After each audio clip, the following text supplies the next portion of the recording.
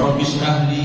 صدري ويسر لي امري واحلل عقدة من لساني يفقهوا قولي رب زدني علما رب زدنا علما يا معلم ابراهيم علمني من لدنك علما يا مفهم سليمان فهمني. قال الله تبارك وتعالى في محكم تنزيله اعوذ بالله السميع العليم من الشيطان الرجيم من همزه ونفخه ونفسه وقل رب زدني علما. وقال نبينا محمد صلى الله تبارك وتعالى عليه وآله وسلم ومن دعا قوم في بيت من بيوت الله يتلون كتاب الله ويتدارسونه بينهم إلا نزلت عليهم السكينة وغشيتهم الرحمة وحفتهم الملائكة وذكرهم الله في من عنده. تمام قسم کی تحمیدات، تمجیدات، تقدیسات، عظمت و کبریائی، بڑائی، شہنشاہی، مشکل کشائی اس اللہ وحدہ لا شریک کے لیے ہے جو ساری کائنات کا داتا، مستغیر، غریب نواز، بگڑیاں بنانے والا، مشکل کشا اور حاجت روا ہے. اللہ احکم الحاکمین کی مختصر حمد کے بعد ریت کے ذرات سے زیادہ، بارش کے قطرات سے زیادہ، انگنت لا تعداد بے حد و حساب و سلام امام الانبیاء، حبیب کبریا، نیر بطحا، زینت کعبہ، امامنا فی الدنیا و امامنا فی الآخرہ و امامنا فی الجنہ انشاءاللہ جناب محمد رسول اللہ صلی اللہ تعالی علیہ وآلہ وسلم کی پاک، طاہر اور مطہر ذات کے لیے مختصر حمد و ثنا کے بعد دیوکار بزرگوں، دوستوں، بھائیوں، عزت کے لائق اسلامی روحانی ماؤں اور بہنوں، اللہ احکم الحاکمین کی کلام مقدس قرآن مجید میں سے ایک آیت کریمہ اور امام کائنات محمد رسول اللہ صلی اللہ تعالی علیہ وآلہ وسلم کے فرامین میں سے ایک فرمان تلاوت کیا ہے. اللہ تبارک و تعالی سے دعا ہے سراسر سے کتاب و سنت کے مطابق ان کا معنی، منطق اور مفہوم سمجھانے کی توفیق عطا فرمائے. اور اللہ رب العالمین ہم سب کو صحیح دین، منظم اللہ شریعت کی بات، پیغامات، احکامات سننے، سمجھنے، اس پہ عمل پیرا ہونے اور اس کا پرچار کرنے کی توفیق عطا فرمائے. اور اللہ رب العالمین ہم سب کی جملہ عبادات کو اپنی بارگاہ رحمت میں قبول و منظور فرما کے ہماری بخشش، ہدایت، نجات کا سبب اور ذریعہ بنائے. رعایت ایمان آپ کے سامنے تلاوت کی ہے یہ سورہ طٰہٰ کی آیت ہے جس کا اللہ رب العالمین نے اپنے پاک پیغمبر محمد رسول اللہ صلی اللہ تعالی علیہ وآلہ وسلم کو حکم دیا قُلْ رَبِّ زِدْنِی عِلْمًا کہ آپ کہہ دیجئے کہ اے میرے رب میرے علم میں اضافہ فرما. یعنی علم کی تڑپ سکھائی اللہ رب العالمین نے کہ وہ نبی جو امام الانبیاء ہیں، خطیب الانبیاء ہیں، ساری کائنات کے سردار نبی ہیں، ان کے پاس اللہ رب العالمین کی وحی کا علم ہے. اللہ کا فرشتہ اللہ کی وحی لے کر ان کے پاس آتا ہے. اللہ رب العالمین نے ان کو کتاب دی ہے، لیکن اس کے باوجود علم کی بڑھوتری کی دعا ساری زندگی کے لیے سکھا دی. حکم دیا کہ کہہ دیجیے اے میرے رب میرے علم میں اضافہ فرما. اس کی کئی اور مثالیں بھی کتاب و سنت میں اللہ رب العالمین نے جو بیان فرمائی. موسیٰ علیہ السلام اللہ رب العالمین کے نبی ہیں، اللہ تعالیٰ کی وحی کا علم ہے، فرشتہ اللہ کی وحی لے کر آتا ہے، اللہ نے کتاب دی ہے. رسول اللہ صلی اللہ علیہ وسلم نے فرمایا بخاری میں لمبی حدیث ہے، اس کا خلاصہ جو ہے وہ آپ کے سامنے رکھتا ہوں. صرف اس موضوع کو جو ہے وہ سمجھانے کے لیے، اپنی بات کو آپ تک پہنچانے کے لیے اللہ کے حبیب علیہ السلام نے فرمایا بنی اسرائیل میں کھڑے تھے، تقریر کر رہے تھے، اللہ رب العالمین کے احکامات، منہیات لوگوں کو سمجھا رہے تھے. تو آج بھی آپ دیکھتے ہیں تو حبیب تقریر کرتا ہے، بڑے دلائل پیش کرتا ہے، بڑے اچھے انداز کے ساتھ تقریر کرتا ہے، تو لوگ اس کی تعریف کرتے ہیں، اس سے ملتے ہیں کہ آپ نے بڑا اچھا خطاب کیا، بڑی اچھی تقریر کی، بڑے اچھے دلائل تھے، بڑے اچھے آپ نے استنباط کیے، بڑے اچھے مسائل آپ نے دلائل میں سے وقت کیے۔ تو موسیٰ علیہ السلام جو اللہ کے نبی تھے، اللہ کی شریعت کا علم تھا، اللہ کی وحی کا علم تھا، اللہ کا فرشتہ اللہ تعالیٰ کے احکامات لے کر آتا تھا، اللہ کی کتاب ان کے پاس تھی، ان کے دلائل ان کا جو ہے وہ تقریر کا اچھا انداز، بات کرنے کا آسان انداز وہ کس قدر اچھا ہوگا۔ تو ایک بندہ ان کی تقریر کے بعد ان کے پاس آیا اور کہا کہ اللہ کی زمین پر آپ سے بڑا کوئی عالم ہے، یا یوں پوچھا کہ اللہ کی زمین پر سب سے بڑا عالم کون ہے؟ تو موسیٰ علیہ السلام نے کہا میں ہوں۔ اس بات میں کوئی جھوٹ نہیں تھا، وہ اللہ کے نبی تھے، اللہ کی کتاب تھی، نبوت تھی، اللہ رب العالمین کا فرشتہ تھا، اللہ کے نبی سے زیادہ عالم نبی کے ہوتے ہوئے کوئی اور نہیں ہوتا، وہ جھوٹ نہیں تھا۔ لیکن اللہ رب العالمین کو یہ بات پسند نہ آئی تو اللہ تعالیٰ نے ڈانٹا اور کہا کہ میرا ایک بندہ ہے جو آپ سے بھی بڑا عالم ہے۔ جو بات میں سمجھانا چاہتا ہوں وہ یہ ہے کہ اللہ کی وحی کے علم کے باوجود، فرشتہ وحی لے کر آتا ہے، اس کے باوجود اللہ نے نبوت سے سرفراز کیا ہے، اس کے باوجود علم کی کڑک کیا ہے؟ یہ نہیں کہا کہ میں نبی ہوں، مجھے تو نے نبوت دی، مجھے تو نے کتاب دی، میرے پاس تیرا فرشتہ آتا ہے، میرے پاس تیرے احکامات آتے ہیں، میں ان کو لوگوں تک پہنچاتا ہوں، کیا مجھ سے بڑا بھی کوئی عالم ہے؟ یہ نہیں کہا، بلکہ کہا کہ اللہ اس بندے کا پتہ بتا دے،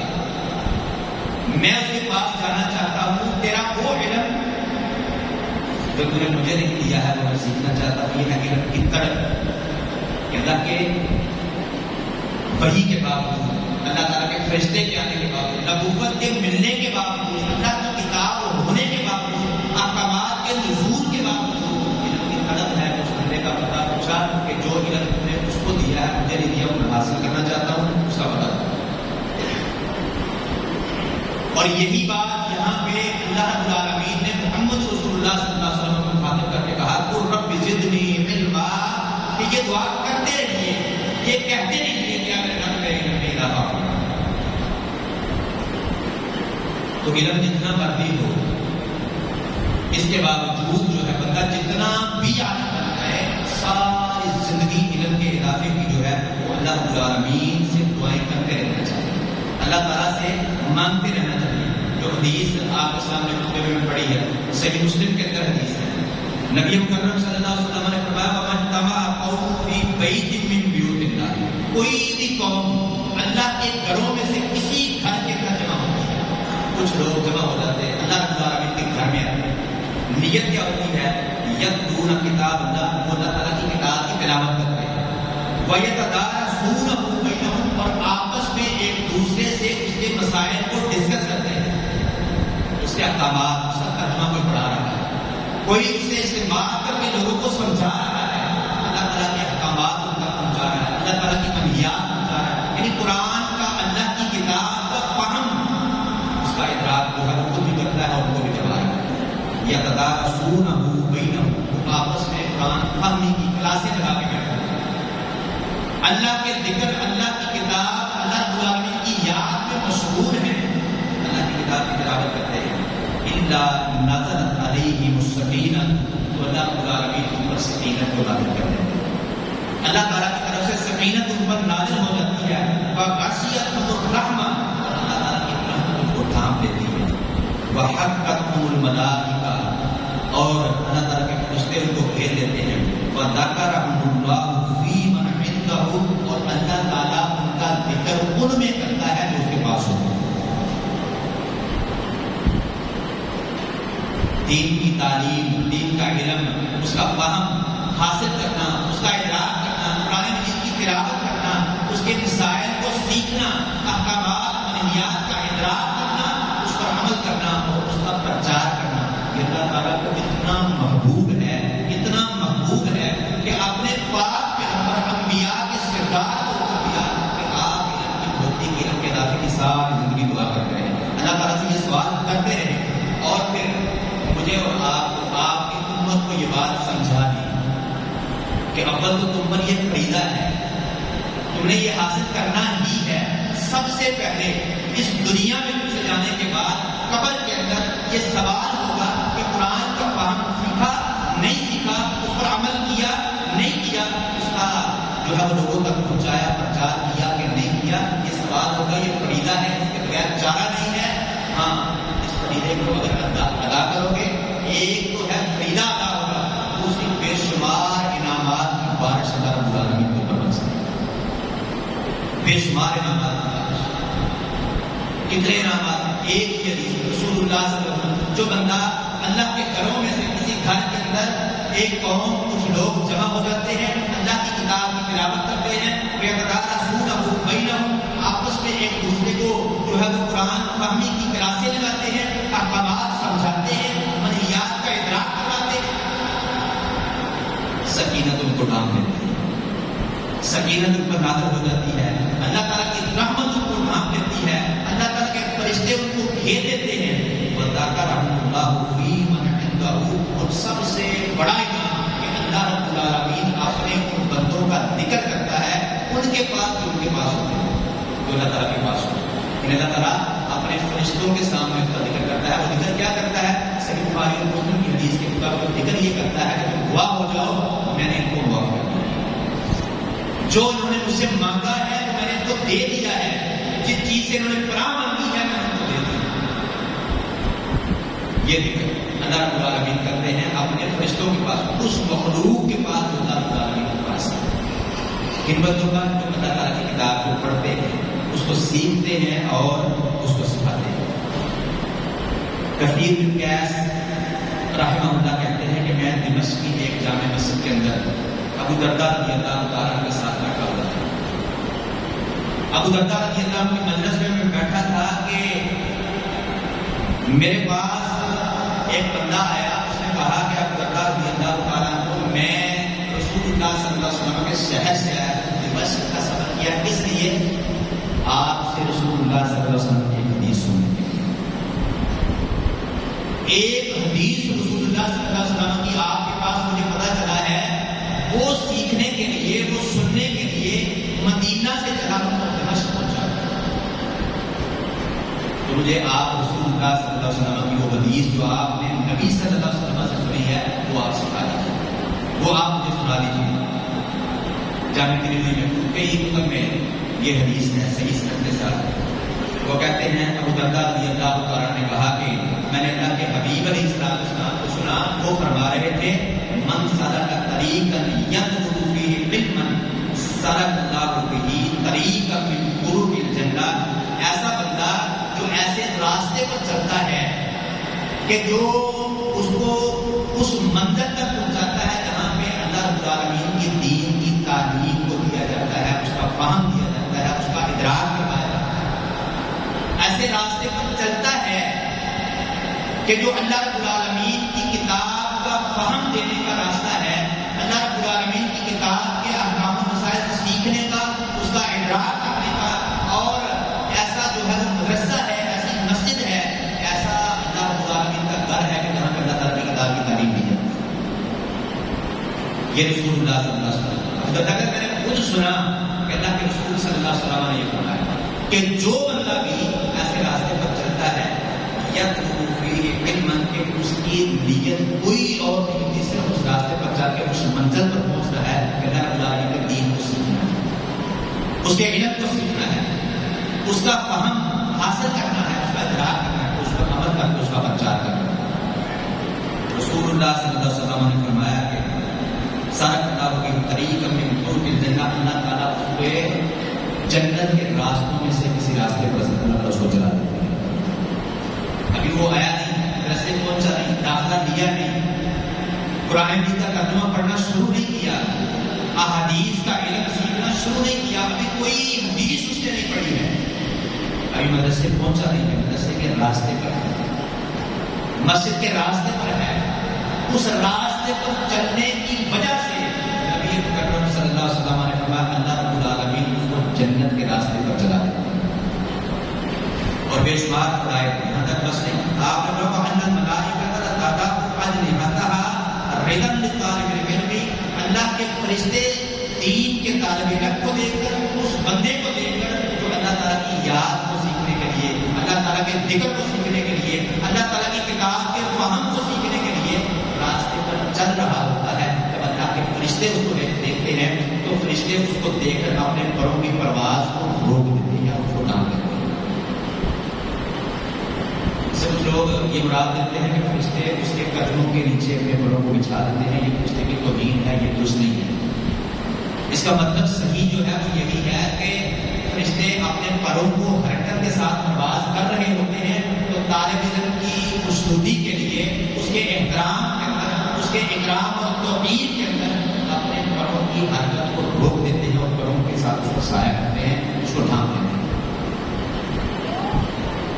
تو ایک تو یہ ہے کہ ابھی وہ راستے پر ہے، ابھی پہنچا نہیں ہے، ابھی علم حاصل کرنا شروع نہیں کیا ہے، پڑھنا شروع نہیں کیا ہے۔ اللہ رب العالمین نے انعام اتنا بڑا دے دیا کہ جنت کے راستے پر اس کو لا دیا، جس راستے پر وہ ہے اس کو جنت کا راستہ بنا دیا۔ اور دوسرا اللہ تعالیٰ نے اپنے فرشتوں کو حکم دے دیا کہ یہ میرے دین کا طالب علم ہے، میرے قرآن کا طالب علم ہے، میرے نبی کے منظم منتہ شریعت کو سیکھنے والا بندہ ہے، لہٰذا اس کے احترام کے اندر اپنے پروں کو پرواز سے، حرکت سے روک دو اور ان کے ساتھ اس کو ڈھانپ دو۔ اور یہاں تک بس نہیں، رسول اللہ صلی اللہ علیہ وسلم نے فرمایا ان العالم یستغفر له من فی السماوات ومن فی الارض، اور جو عالم ہوتا ہے، جو دین کو سکھانے والا ہوتا ہے، جو دین کی تعلیمات دینے والا ہوتا ہے، لوگوں کو اللہ تعالیٰ کے احکامات کی تعلیم دینے والا ہوتا ہے، منہیات سکھانے والا، دین کا پرچار کرنے والا ہوتا ہے، اللہ تعالیٰ کی کتاب کو جاننے والا ہوتا ہے،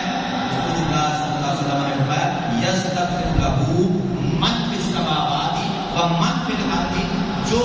بھی مخلوق اللہ تعالیٰ کی دنیا میں ہے اور جو بھی مخلوق اللہ تعالیٰ کی آسمان میں ہے، وہ ساری اس کے لیے بخشش کی دعائیں کرتی ہیں، اللہ تعالیٰ سے معافی کا سوال اس کے لیے کرتی ہے۔ اور یہاں تک بس نہیں، رسول اللہ صلی اللہ علیہ وسلم نے فرمایا وَالْحِيتَانِ فِي جَوْفِ الْمَاءِ، جو پانی کے پیٹ کے اندر مچھلیاں ہیں وہ بھی اس کے لیے استغفار ہے، وہ بھی اس کے لیے اللہ تعالیٰ سے معافی کا سوال کرتی ہے۔ وَأَنَّ فَضْلَ الْعَالِمِ عَلَى الْعَابِدِ كَفَضْلِ الْقَمَرِ لَيْلَةَ الْبَدْرِ، اور عالم کی عام اللہ کے بندوں پر فضیلت رسول اللہ صلی اللہ علیہ وسلم نے فرمایا یہ ہے کہ وہ اس طرح ہے جیسے 14ویں رات کا بدر، 14ویں رات کا چاند ہوتا ہے، اور اس کی فضیلت عام چھوٹے چھوٹے ستاروں پر، عام چاند نہیں، 14ویں رات کا چاند جب وہ مکمل ہو جاتا ہے تو اس کی جو فضیلت، اس کی جو روشنی، اس کا جو نور لوگوں کو فائدہ دیتا ہے، اس طرح عالم جو ہے وہ لوگوں کو فائدہ دیتا ہے، یہ اس کی فضیلت ہے، یہ اس کا اکرام توقیر ہے۔ جس طرح عام ایک چھوٹا سا ستارہ کی روشنی میں، اس کے نور میں، اور 14ویں رات کے بدر میں چاند کے نور میں اس کی فضیلت میں فرق ہے، اسی طرح اللہ تعالیٰ کے عام بندوں کی فضیلت میں اور عالم کی فضیلت میں، دین کو تعلیمات کو دینے والا ہوتا ہے، دین کو سکھانے والا ہوتا ہے، اس کی فضیلت۔ تو یہ چیز جو ہے، یہ علم جو ہے، کتاب اللہ کا ادراک جو ہے، قرآن مجید کا ترجمہ پڑھنا جو ہے، اس کی تفسیر کو سیکھنا، رسول اللہ صلی اللہ علیہ وسلم کی احادیث کو پڑھنا جو ہے، یہ چھوٹا سا عمل نہیں ہے، یہ چھوٹا سا کام نہیں ہے، ایک تو یہ فریضہ ہے، طالب العلم بھی فریضۃ علی کل مسلم، ہر مسلمان کا فریضہ ہے وہ علم کو سیکھے، وہ علم کو طلب کرے، ہر مسلمان کا فریضہ ہے۔ لیکن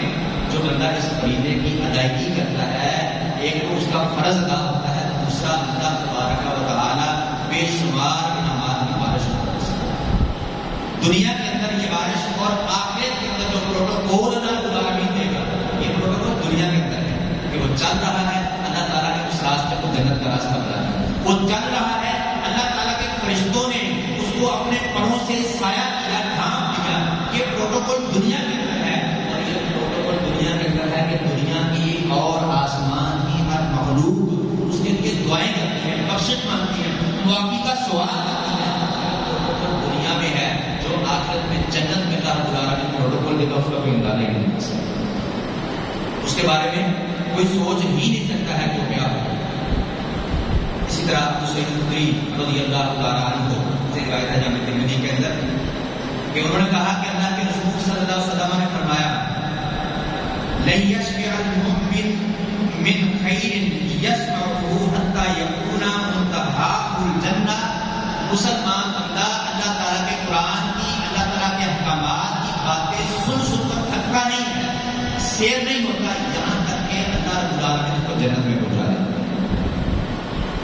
دین کو حاصل کرتے سیف نہیں ہوتا.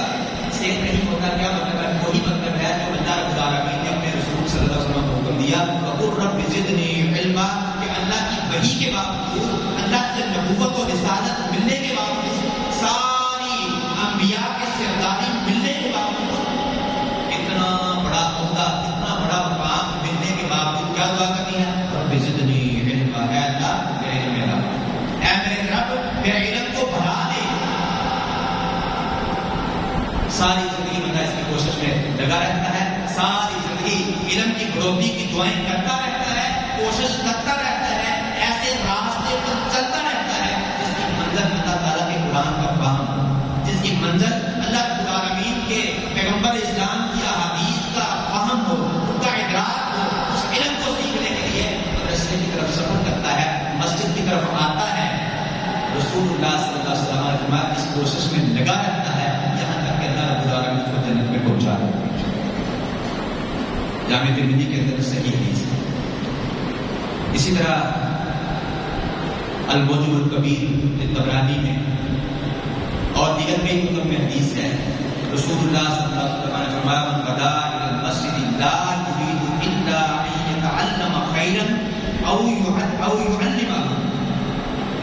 نبی صلی اللہ علیہ وسلم نے فرمایا کہ ایسا بندہ جو اللہ کے گھر مسجد کی طرف سفر کرتا ہے، آتا ہے،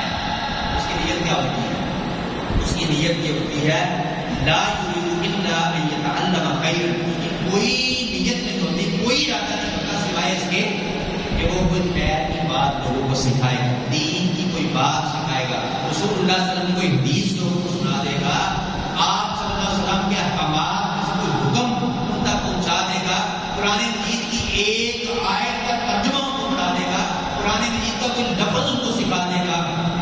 یہ ہے کہ کوئی بات جو ہے وہ ان کو پہنچا دے گا یا کسی سے کوئی بات سیکھ دے گا. قرآن مجید کی آیت پڑھ لیں، آیت کا ترجمہ پڑھ لیں، رسول اللہ صلی اللہ علیہ وسلم کی حدیث پڑھ لیں. آپ نے فرمایا کہ مسجد کی طرف چلتا ہے، جاتا ہے، نیت کوئی نہیں ہوتی سوائے اس کے کہ دین کی کوئی بات سیکھے گا یا کسی کو سکھائے گا، کوئی حدیث کسی سے سنے گا یا اس کو سنائے گا، قرآن مجید کی کوئی آیت سن لے گا یا اس کا ترجمہ کسی کو پڑھا دے گا، قرآن مجید کا کوئی لفظ کسی سے سیکھ لے گا یا سکھا دے گا. نبی صلی اللہ علیہ وسلم کا اس کے علاوہ کوئی اس کا ارادہ نہیں ہے. قال له كأجر حاج قام حجته. اللہ رب العالمین اس کے نامہ اعمال میں مکمل کامل اس کے حج کا ثواب لکھ دے. مکمل حج کیا مطلب ہے؟ پورے ارکان کے ساتھ ادا کیا ہوا حج، حج مبرور، رسول اللہ صلی اللہ علیہ وسلم کی سنت کے مطابق ادا کیا ہوا حج. آج کل حج اتنا مہنگا ہے، اتنا مہنگا ہے کہ عام بندے کے پاس تو حج کا عمرہ عام بندے کے پاس کی بات نہیں ہے. تو پہلے وہ 8-10 لاکھ جو ہے وہ اکٹھا کرے، پھر سفر کے جو ہے وہ معاملات پورے کرے، پھر وہاں اتنا لمبا سفر کرے، وہاں پہ جائے اور حج کرے، اور یہ بھی نہیں پتا کہ وہ حج تامن ہوگا کہ نہیں ہوگا، مبرور ہوگا کہ نہیں ہوگا، مقبول ہوگا کہ نہیں ہوگا. یہاں پہ اللہ رب العالمین کے رسول علیہ السلام نے اللہ تعالیٰ کی وحی کے مطابق یہ جو ہے وہ حکم جاری کر دیا، یہ پیغام اللہ رب العالمین کا ہم تک پہنچا دیا کہ جو بندہ مسجد میں آتا ہے، اللہ کے گھر میں آتا ہے، صرف ایک بار قرآن مجید کی سیکھنے کے لیے یا کسی کو سکھانے کے لیے، اللہ تعالیٰ تامہ حج کا مکمل ارکان کے ساتھ کیے ہوئے حج کا ثواب اس کے نامہ اعمال میں لکھ دیتے ہیں. بڑا زبردست ہوتا ہے. نہ اس کے لیے لاکھوں اکٹھے کرنے پڑیں گے، نہ اتنا لمبا سفر کرنا پڑے گا. آپ اپنے شہر کی کسی مسجد کے اندر جہاں پہ اللہ تعالیٰ کا ذکر کی مجلس جو ہے وہ لگی ہوئی ہو، اللہ تعالیٰ کے قرآن، رسول اللہ صلی اللہ علیہ وسلم کے دین، آپ کی شریعت کے کو فہم جو ہے وہ دیا جا رہا ہو، اس کی باتیں ہو رہی ہو، اپنے ہی شہر کے اندر چند قدم اپنے گھر سے دور اس مسجد میں چلے جائیں، اللہ رب العالمین کے قرآن کی، رسول اللہ صلی اللہ علیہ وسلم کی حدیث کی، آپ کے دین کی کوئی بات سیکھ لیں، یا مسجد میں جا کے کسی کو وہ بات سنا دیں. اللہ کی قسم رسول اللہ صلی اللہ علیہ وسلم اور رسول اللہ صلی اللہ علیہ وسلم کی بات اپنی بات نہیں ہے. وما ينطق عن الهوى ان هو الا وحي يوحى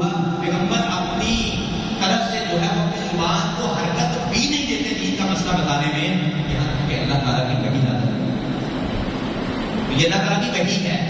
اللہ رب العالمین نے رسول اللہ صلی اللہ علیہ وسلم کو بتایا آپ نے یہ بات، اللہ تعالیٰ کا یہ پیغام مجھ تک، آپ تک، ہم تک، اپنی امت تک پہنچا دیا کہ جو بندہ بھی اللہ رب العالمین کے گھر کی طرف، مسجد کی طرف، مدرسے کی طرف جائے گا دین کی کو بات سکھانے کے لیے یا سیکھنے کے لیے، اللہ رب العالمین اس کے نامہ اعمال میں تامہ حج، مکمل ارکان کے ساتھ ادا کیا ہوا حج اس کے نامہ اعمال میں لکھ دے گا. یہ چھوٹا سا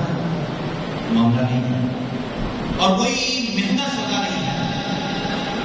اگر مکمل کامل حج آپ کے نامہ اعمال میں لکھ دیا جائے تو 2-3 گھنٹوں کے لیے، 1 گھنٹے کے لیے،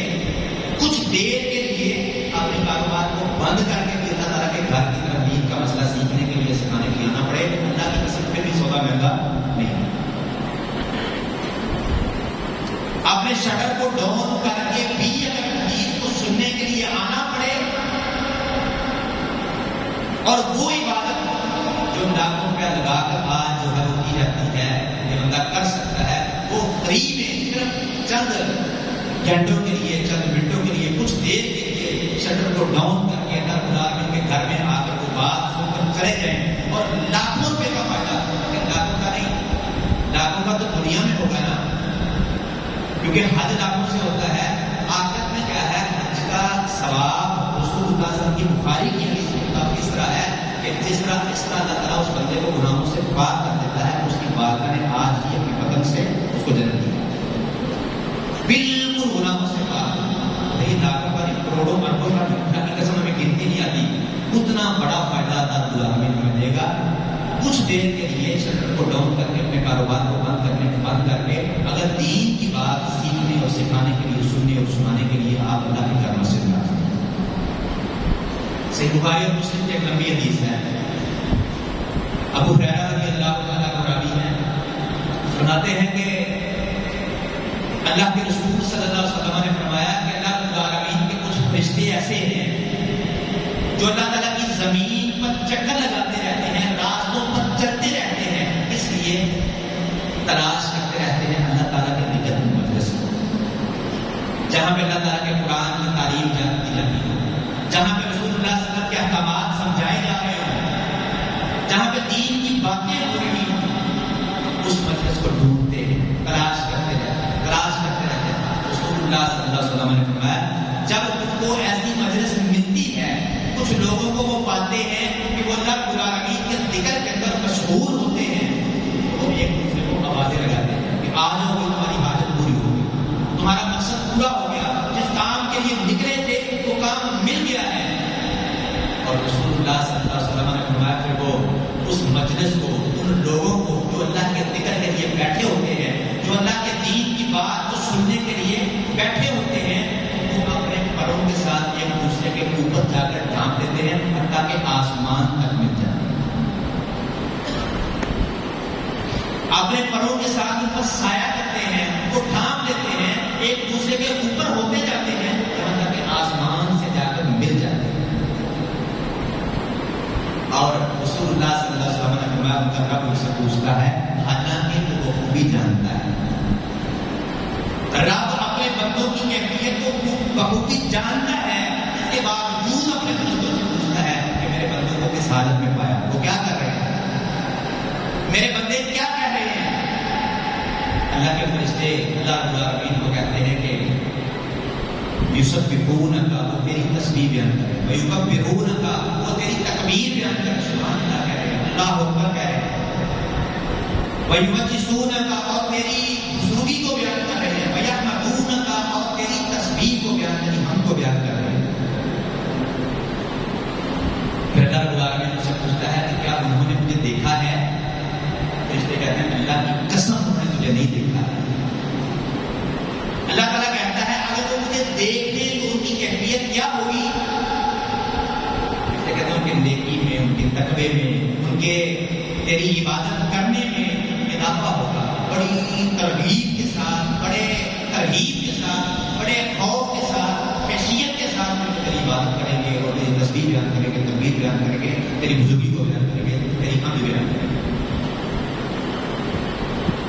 پھر اس کے بعد اللہ رب العالمین فرشتوں سے پوچھتے ہیں کہ وہ مجھ سے کیا چیز مانگتے ہیں، کس چیز کا سوال کرتے ہیں. وہ کہتے ہیں وَيَسْأَلُونَكَ الْجَنَّةَ، وہ تم سے جنت کا سوال کرتے ہیں، وہ تم سے جنت کو مانگتے ہیں. تو اللہ رب العالمین پھر فرشتوں سے پوچھتا ہے کہ کیا انہوں نے جنت کو دیکھا ہے؟ وہ کہتے ہیں اللہ کی قسم انہوں نے جنت کو نہیں دیکھا ہے. پھر اللہ تعالیٰ پوچھتے ہیں کہ اگر وہ جنت کو دیکھ لے تو ان کی کیفیت کیا ہو؟ فرشتے کہتے ہیں کہ اگر وہ جنت کو دیکھ لے تو ان کی رغبت بہت زیادہ بڑھ جائے، بڑی خشیت کے ساتھ، بڑے تیرے خوف ڈر کے ساتھ تیری عبادت کی کریں اور جنت کو مانگنے کا جو ہے وہ تجھ سے سوال کریں. پھر اللہ رب العالمین فرشتوں سے پوچھتے ہیں کہ وہ مجھ سے کس چیز سے پناہ طلب کرتے ہیں؟ تو اللہ کے فرشتے کہتے ہیں کہ وہ تجھ سے جہنم کی آگ سے بچنے کا سوال کرتے ہیں، اس سے پناہ مانگتے ہیں. تو اللہ رب العالمین فرشتوں سے پوچھتا ہے کہ کیا انہوں نے جہنم کو دیکھا ہے؟ کہا اللہ کی قسم انہوں نے جہنم کو دیکھا نہیں ہے. اللہ تعالیٰ پھر پوچھتے ہیں کہ اگر وہ جہنم کو دیکھ لیتے تو ان کی کیفیت کیا ہوتی؟ پھر فرشتوں نے ویسے ہی کہا کہ ان کا ڈر بہت زیادہ بڑھ جاتا، اس سے بچنے کی ترغیب انہیں بہت زیادہ ہوتی. پھر اللہ رب العالمین اپنے فرشتوں کو کہتے ہیں کہ تم دعا ہو جاؤ، میں نے ان سب کو معاف کر دیا جو میرے ذکر کی مجلس میں آئے تھے، میرے پیغمبر کی بات کو سننے کے لیے آئے تھے، حدیث کو سننے کے لیے آئے تھے، قرآن مجید کی آیت کو سننے کے لیے آئے تھے اور اس کے احکامات منہیات کو سننے کے لیے آئے تھے. تم دعا ہو جاؤ جو سنانے کے لیے آئے تھے، میں نے سب کو معاف کر دیا ہے. رسول اللہ صلی اللہ علیہ وسلم نے کہا فرشتوں میں سے ایک فرشتہ اللہ تعالیٰ سے ہم کلام ہوتا ہے، مخاطب کرتا ہے، اللہ تعالیٰ کو کہتا ہے کہ ان میں سے ایک بندہ ایسا ہے جو تیرا ذکر سننے کے لیے نہیں آیا تھا، وہ تیرے قرآن کو سننے کے لیے نہیں آیا تھا، اس کے احکامات کو سننے کے لیے نہیں آیا تھا، پیغمبر کی حدیث کو سننے کے لیے نہیں آیا تھا، بلکہ وہ اپنی حاجت کے لیے آیا تھا، کام کاج کے لیے آیا تھا، اپنی کسی ضرورت کے لیے آیا تھا، لیکن تیرے ذکر کی مجلس کو اس نے کر لیا، اس میں بیٹھ گیا. اللہ رب العالمین کہتے ہیں اللہ رسول اللہ تعالیٰ نے فرمایا کہ وہ مجلس ایسی ہے کہ ان کے اندر جو بھی بیٹھ گیا وہ اس خیر سے محروم نہیں ہوگا، یعنی میں نے اس کو بھی بخش دیا، معاف کر دیا. اور صحیح مسلم کی حدیث میں ہے کہ اللہ رب العالمین نے کہا کہ فرشتوں کو کہ تم دعا ہو جاؤ، میں نے ان سب کو معاف بھی کر دیا اور جس چیز کا مجھ سے انہوں نے سوال کیا تو میں نے ان کو عطا کر دیا اور جس چیز سے انہوں نے مجھ سے پناہ طلب کی میں نے ان کو پناہ دے دی. سوال اس کا کیا تھا یسألونک الجنہ، وہ جنت کا سوال کرتے ہیں اور پناہ کس چیز کی طلب کرتے ہیں؟ جہنم کی آگ کی، اس کی ہولناکیوں کی، اللہ تعالیٰ کے عذابات کی. اللہ رب العالمین فرشتوں کو گواہ بنا کے کہتے ہیں جاؤ تم گواہ ہو جاؤ کہ میں نے ان کو معاف بھی کر دیا اور جس چیز کا سوال انہوں نے کیا مجھ سے، اللہ تعالیٰ کی جنت کا سوال کیا، میں نے جنت بھی ان کے نام کر دی اور جہنم اس کے عذابات ہولناکیوں سے انہوں نے پناہ طلب کی. جاؤ تم گواہ ہو جاؤ میں نے ان کو پناہ دیا. یہ سودا مہنگا ہے کہ اگر چند گھنٹوں کے لیے، کچھ دیر کے لیے اللہ تعالیٰ کے ذکر کی مجلس کو پانے کے لیے، اللہ تعالیٰ کے احکامات کو سیکھنے سکھانے کے لیے کچھ دیر کے لیے شٹر ڈاؤن کر کے اپنے کاروبار کو بند کر کے اللہ رب العالمین کے گھر میں آیا جائے، بیٹھا جائے. دنیا کا جو نقصان بظاہر ہمیں لگتا ہے کہ میرے کسٹمر جو ہے وہ کسی اور کے پاس چلے جائیں گے، میرا چند جو ہے وہ کاروبار کرنے کے لیے رک جائے گا، چند پیسے جو میرے پاس نہیں آئے ان کا نقصان ظاہری طور پر جو لگتا ہے، جو اللہ تعالیٰ کی طرف سے فوائد ہیں، جو ملنے والے انعامات کی بارش ہے، ان کو دیکھا جائے تو یہ دنیاوی نقصان اس کی کوئی حیثیت نہیں ہے، اس کی کوئی حیثیت نہیں ہے. اللہ تعالیٰ گناہوں کو معاف کر دے، جنت میرے نام کو الاٹ کر دے اور جہنم سے مجھے اللہ رب العالمین کی پناہ جو ہے وہ مل جائے، یہی میری زندگی کا مقصد ہے، یہی میری زندگی کا مقصد ہے. اسی لیے میں دنیا میں آیا ہوں کہ اللہ تعالیٰ کو راضی کر دوں، اللہ تعالیٰ سے کے غضب اور غصے سے جو ہے وہ پناہ میں آ جاؤں، اللہ تعالیٰ کی جنت کا وارث اپنے آپ کو بنا لوں اور اللہ تعالیٰ کی جہنم سے جو ہے وہ اپنے آپ کو محفوظ کرا دوں. یہی میری اور آپ کی زندگی کا مقصد ہے.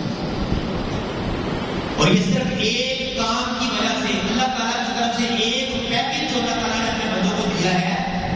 اس پیکج پر عمل کرنے کی وجہ سے اللہ تعالیٰ عطا کر دیتا ہے کہ صرف چند گھنٹوں کے لیے، تھوڑی دیر کے لیے اپنے کاروبار کو بند کر کے، شٹر کو ڈاؤن کر کے اللہ رب العالمین کے ذکر کی مدد میں آ رہے ہیں، حدیث کو سننے کے لیے، قرآن کے فہم کے لیے، اس کے احکامات کے ادراک کے لیے، سننے سنانے کے لیے، سیکھنے سکھانے کے لیے کچھ وقت نکال لیں، کچھ وقت نکال لیں، اللہ تعالیٰ کے گھر میں حاضری دے دیں، اللہ تعالیٰ کا گناہ بھی معاف کرے گا، جنت میں راٹ کرے گا اور جہنم سے محفوظ بھی کرے گا۔ یہ دنیا کا مال جو ہے اس کی کمی اس کے مقابلے میں کوئی کمی نہیں، کوئی کمی نہیں۔ عبداللہ بن مسعود رضی اللہ عنہ رسول اللہ صلی اللہ علیہ وسلم کے صحابی ہیں، بہت بڑے عالم، بہت بڑے عالم۔ ایک بار یہ کوفہ کے منبر پر کھڑے تھے تو انہوں نے کہا کہ قرآن مجید میں کوئی آیت نہیں ہے، کوئی سورت نہیں ہے، کوئی مسئلہ نہیں ہے کہ جس کے بارے میں مجھے بتانا۔ اتنے بڑے عالم، اس کے باوجود اتنے بڑے عالم ہونے کے باوجود علم کی تڑپ ان کی دیکھیے کہ وہ فرماتے ہیں کہ اگر مجھے پتا چل جائے کہ کسی جگہ کوئی عالم ہے جس کے پاس کسی آیت کے متعلق وہ علم ہے جو مجھے نہیں ہے، تو میں اس عالم تک اونٹ پر بیٹھ کر بھی جانا پڑے، سفر کر کے جانا پڑے تو میں پھر بھی اس کے پاس جاؤں۔ یہ خود اللہ کا مسعود ہے، میں نے رسول اللہ صلی اللہ علیہ وسلم کی بات ہے، موسیٰ علیہ السلام کی بات ہے۔ تو آپ سے ڈائریکٹ جنہوں نے اللہ کے دین کو سیکھا ان کی کیفیت بھی دیکھنے کی وہی ہے، ساری زندگی قل رب زدنی علما بما علم ہونے کے باوجود مزید علم کی طلب کرنے والے، مزید علم کو سیکھنے والے، اس کی بڑھوتری کے لیے اللہ رب العالمین سے دعائیں کرنے والے۔ رسول اللہ صلی اللہ علیہ وسلم بھی ایسے تھے، اللہ کے انبیاء بھی ایسے تھے، اور ان کے اصحاب جنہوں نے ان سے ڈائریکٹ اللہ تعالیٰ کے دین کو شریعت کو سیکھا وہ بھی جو ہے ان کی کیفیت کو جو ہے وہی۔ اسی طرح رسول اللہ صلی اللہ علیہ وسلم کے ایک صحابی ہیں سلید رضی اللہ تعالیٰ عنہ، ان کو اللہ کے رسول صلی اللہ علیہ وسلم نے ایک باغ گفٹ دیا۔ اب باغ بہت بڑا باغ تھا، اس وقت انگوروں کے باغ، اس طرح کے باغات، اس وقت مال یہی ہوتا تھا۔ ہمارے طرح بڑے بڑے کارخانے، بڑی بڑی دکانیں، بلڈنگیں، یہ نہیں ہوتی۔ باغ بہت بڑا باغ ہے، رسول اللہ صلی اللہ علیہ وسلم نے سلید رضی اللہ عنہ کو گفٹ دے دیا۔ اب سلید رضی اللہ عنہ اس کے باغ کی محنت کے اندر، کاشتکاری کے اندر مشغول ہو گئے۔ رسول اللہ صلی اللہ علیہ وسلم کی مجلسیں، ذکر کی جو آپ کی مجلسیں لگتی تھی ان کو اٹینڈ کرنا کم ہو گیا۔ جب وہ کام کاج سے فارغ ہوتے، اپنے باغ سے کی مشغولیت سے فارغ ہو کر شہر آتے تو ان کو رسول اللہ صلی اللہ علیہ وسلم کے دوسرے صحابہ ملتے، کوئی آگے بتاتا آج رسول اللہ صلی اللہ علیہ وسلم نے یہ نئی بات بتائی ہے، آج نبی صلی اللہ علیہ وسلم نے یہ حدیث ہمیں سنائی ہے، آج قرآن مجید کی یہ آیت آپ پر نازل ہوئی، یہ مسئلہ رسول اللہ صلی اللہ علیہ وسلم نے بتایا ہے۔ جب وہ روزانہ آتے اس طرح کو صحابہ کرام کے ساتھی ملتے، اس طرح کی باتیں کرتے، اللہ کی قسم کو یہ دیکھ کر کہ میں اللہ کے نبی کے علم سے، آپ کی وراثت سے محروم ہو رہا ہوں، تو رسول اللہ صلی اللہ علیہ وسلم کے پاس آئے کہا اللہ کے حبیب علیہ السلام یہ باغ مجھ سے واپس لے لیجیے، مجھے دنیا کا ایسا مال چاہیے ہی نہیں جو مجھے آپ سے اور آپ کے دین سے، آپ کی تعلیمات سے دور کرے۔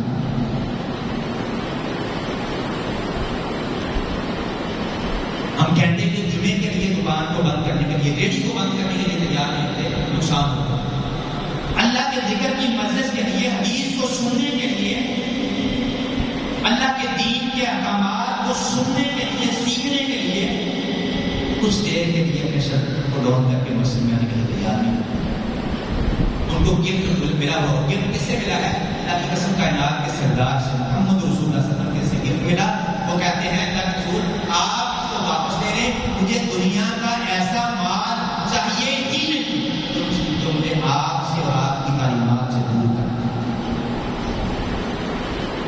تو جب اللہ کے دین کی بات جہاں پہ ہو، اللہ کے ذکر کی مجلس ہو، محفل ہو، اللہ تعالیٰ کے دین کے فہم کی مجلس ہو، جب بھی پتا چلے اللہ کی قسم کے شٹر کو ڈاؤن کر کے اس کی طرف چلے جائیں، کیونکہ دنیا میں جو فائدہ ملتا ہے اس فائدے کا مقابلہ ہم نہیں کر سکتا، اس فائدے کا مقابلہ نہیں کر سکتے۔ اور جو دنیا میں بظاہر چھوٹا سا نقصان ہوگا، اگر اس مجلس سے محروم رہ گئے، بہت بڑا آخرت کا نقصان ہوگا، وہ بھی اس کا مقابلہ نہیں کر سکتا۔ جو بدلے میں اللہ تعالیٰ کی طرف سے انعامات کی بارش ملے گی، اس کو دیکھیں گے تو یہ نقصان لگے گا ہی نہیں، جو ہمارا دنیا میں نقصان ہوگا۔ اللہ کے دین کی مجلس کو ضرور کیا۔ سفیان ثوری رحمہ اللہ بہت بڑے محدث ہیں، بہت زبردست محدث ہیں، صحیح بخاری مسلم کے راوی ہیں، ان کی والدہ مکہ بھی ہے، صحابہ کے شاگرد ہیں۔ ان کی والدہ محترمہ نے جب ان کو مدرسے میں تعلیم کے لیے بھیجا، اللہ کے دین کو سیکھنے کے لیے روانہ کیا، سفر میں بھیجا تو کہا کہ سفیان دل لگا کر پڑھنا اور پورے دل کے ساتھ، پوری توجہ اور اعتماد کے ساتھ اللہ کے دین کو سیکھنا، دنیا کی نعمتوں کی پرواہ نہ کرنا۔ میں چرخہ کاٹ کر، چرخہ چلا کر تمہارے خیالات کو پورا کروں گی، تم دنیا کی نعمتوں کی پرواہ نہ کیے کرتے ہوئے جو ہے وہ خالصتاً دل کو جو ہے وہ پورے اعتماد کے ساتھ متوجہ کرتے ہیں اللہ کے دین کو سیکھنا۔ کیوں؟ کیونکہ وہ رسول اللہ صلی اللہ علیہ وسلم کی حدیث، قرآن مجید کی آیات، اس کے دین کو انہوں نے سنا ہوا تھا، پڑھا ہوا تھا کہ اس نقصان کے بدلے میں جو وہ نقصان ہوگا وہ بہت بڑا ہے۔ جو مجلس کو اٹینڈ نہ کر کے، دین کو نہ سیکھ کے، اس کا فہم نہ حاصل کر کے، اس کا ادراک نہ کر کے، جو میں آخرت کے فوائد سے اور اللہ تعالیٰ کی انعامات کی بارش سے محروم ہو جاؤں گا، وہ بہت بڑا نقصان ہے۔ اور اس فائدے کے بدلے، اس کے برعکس جو اللہ تعالیٰ نے دنیا اور آخرت میں مجھے پروٹوکول دے گا، جو فائدہ دے گا، وہ اس سے بہت بڑا فائدہ ہے۔ تو میں اور آپ بھی چاہتے ہیں کہ اللہ رب العالمین ہمارے گناہوں کو معاف کر دے، اللہ تعالیٰ ہمیں ہمارے نام کی جنت کو لاڈ کر دے، جہنم سے ہمیں پناہ دے دے، اس کے عذابات کو ناکیوں سے پناہ دے دے۔ اللہ تعالیٰ فرشتوں کی دعائیں، اللہ تعالیٰ زمین و آسمان کی مخلوق کی دعائیں جو ہے ہمارے حق میں قبول کر لے۔ اللہ رب العالمین کے دیگر کی کسی بھی مجلس کو جو ہے وہ چھوڑا نہ کریں۔ ایسی ہی ایک مجلس ہم نے آپ کی اسی مسجد کے اندر اتوار والے دن 12 مئی روز اتوار ظہر کا مغرب سے پہلے انشاءاللہ ختم ہو جائے گی۔ اللہ کے ذکر کی مجلس ہے، صحیح بخاری کی مجلس ہے، اور جو ہے سالانہ تقریب بخاری کی مجلس ہے۔ صحیح بخاری جب ختم ہوتی ہے، سال ہمارا ختم ہوتا ہے، جو علماء فارغ ہوتے ہیں اللہ تعالیٰ کے دین کو حاصل کر کے، ان کی مجلس ہے۔ یہاں پہ دین کو سکھایا جائے گا، صحیح بخاری کی حدیث کا درس ہوگا، اللہ تعالیٰ کے احکامات جو ہے وہ آپ تک پہنچائے جائیں گے۔ اللہ تعالیٰ کے اس ذکر کی مجلس کو کسی بھی صورت، دنیا کے کسی بھی فائدے کے لیے جو ہے وہ اس سے محروم نہ رہیں، اس کو نہ چھوڑیں۔ تو 12 مئی روز اتوار یہ عظیمہ ہے، تو اس کے بعد شوار ظہر کی نماز سارے بھائی اور ساری بہنیں جو ہے وہ اپنی اسی مسجد میں جو ہے وہ ادا کریں۔ اللہ تعالیٰ کی مجلس کی، اللہ تعالیٰ کے ذکر کی جو مجلس ہوگی اس کو اٹینڈ کریں، اس میں جو احکامات بیان ہوں گے ان کو سیکھیں اور آگے جا کے سکھائیں۔ اللہ تعالیٰ سے مغفرت کا، رسول اللہ صلی اللہ علیہ وسلم کی حدیث کے مطابق اللہ تعالیٰ سے مغفرت کا اور جنت کا جو ہے وہ انعام پائیں، اور جہنم سے اپنے آپ کو اپنے جسموں کو محفوظ کروائیں۔ اللہ رب العالمین سے دعا ہے کتاب و سنت کو صحیح معنوں میں سمجھنے اور آگے پہنچانے کی توفیق عطا فرمائے۔ وما توفیقی الا باللہ، اقول قولی ھذا واستغفر اللہ لي ولکم ولسائر المسلمین۔